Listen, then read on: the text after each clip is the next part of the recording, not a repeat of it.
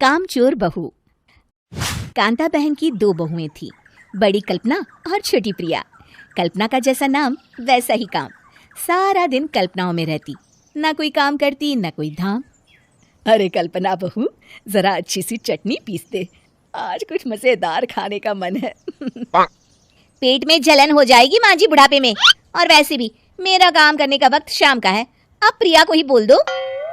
इतना कहकर कल्पना वहां से चली जाती है। कांता कल्पना के ऐसे रवैये से काफी परेशान रहती हैं।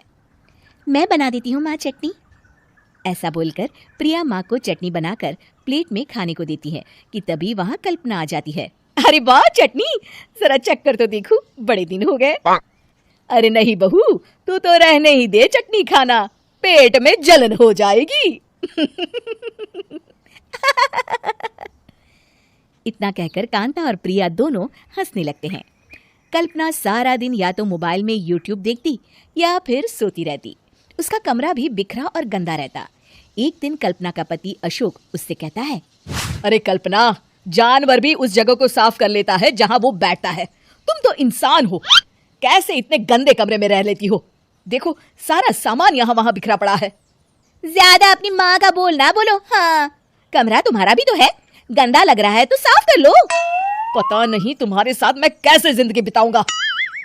इतना कहकर अशोक वहां से चला जाता है। कल्पना बस खाना खाने कमरे से बाहर आती और फिर से कमरे में चली जाती। इससे कांता बहन काफी परेशान रहती। एक दिन प्रिया कांता से कहती है, माँ, मैं सारा दिन काम करके थक जाती हूँ, आप कल्पना दीदी से कहिए ना कि सुबह और शाम का काम बांट ले, मैं तो अब सिर्फ एक वक्त का ही काम करूँगी। हाँ।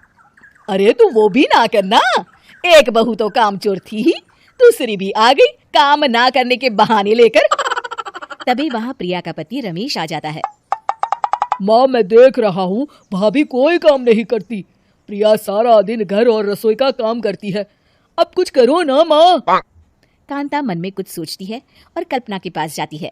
कल्पना फोन पर मेकअप करना देख रही होती है। कल्पना, तुम सारा दिन बस मोबाइल देखती हो, घर का कोई काम भी कर लिया करो। प्रिया सारा दिन काम करके थक जाती है। आज से मैंने फैसला किया है, एक वक्त का काम तुम करोगी, सुबह का खाना तुम बनाओगी और रात का प्रिया। आप लोगों ने काम को हवा बना रखा है। अरे पता नहीं थोड़ा सा ज्यादा काम करने में आप लोग घबरा क्यों जाते हैं। और हाँ, बहुत ज्यादा प्रिया की तारीफ मत करिए मेरे सामने, बड़ी बहू तो मैं ही रहूंगी। मैं कुछ नहीं जानती, कल सुबह मुझे वक्त से खाना चाहिए, रसोई में आ जाना, वरना कल से तुझे खाना नहीं मिलेगा। अगली सुबह कल्पना रसोई में नहीं आती है। वो देर से सोकर उठती है और बाहर आकर कहती है, अरे भूख लगी है, आज खाने में क्या है? इतनी देर हो गई, आज किसी ने मुझे उठाया भी नहीं, पता नहीं कहाँ है सब। कल्पना को घर में कोई नहीं दिखता। वो रसोई की तरफ जाती है जहाँ बड़ा सा ताला लगा होता है। अरे रसोई में ताला! ओ, मैं तो भूल ही गई थी, माँ ने आज से सुबह का खाना मुझे बनाने को कहा था। हे भगवान, इतने लोगों का खाना बनाना क्या आसान है? तभी घर के सारे सदस्य बाहर से वापस आते हैं। वाह माँ जी, मजा आ गया छोले भटूरे खाकर। मेरे मुंह में तो अभी भी स्वाद आ रहा है। अरे कल्पना, तेरे भरोसे रहते तो हम तो भूखे ही रह जाते। कल्पना को बहुत गुस्सा आ जाता है। अब बहुत हो गया, आज से मैं अपनी रसोई अलग कर रही हूँ, मैं अपना खाना खुद बना लिया करूंगी। कल्पना अपनी रसोई अलग कर लेती है, पर आए दिन उसका देर से उठना और काम न करने की आदत से वो भूखी ही रह जाती थी।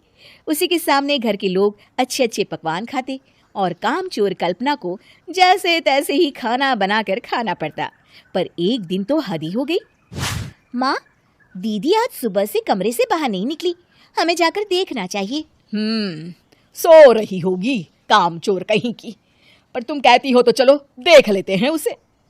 कल्पना कमरे में पेट पकड़कर बैठी होती है। हाय मेरा दर्द, पेट दर्द के मारे मर रही हूँ मैं।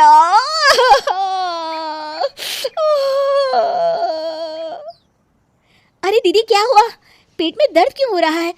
डॉक्टर को दिखाया आपने? माँ। कल्पना खड़ी होती है और माँ जी के पास आती है। मुझे माफ कर दीजिए, अब से मैं सारे काम में मदद करूंगी, कभी आलस और काम चोरी नहीं करूंगी। हाँ हाँ, वो तो ठीक है, लेकिन अचानक क्या हो गया जो तू काम करने को तैयार हो गई? कामचोर कल्पना। माँ, लगातार बासी और उल्टा पुल्टा खाना खाने के कारण मेरे पेट में इन्फेक्शन हो गया है। काम ना करना पड़े इसलिए मैं 2 दिन का खाना एक दिन ही बना लेती थी। बासी और खराब खाना खाने के कारण लेने के देने पड़ गए। पेट में दर्द हो रहा है। चलो अच्छा हुआ, देर आए दुरुस्त आए।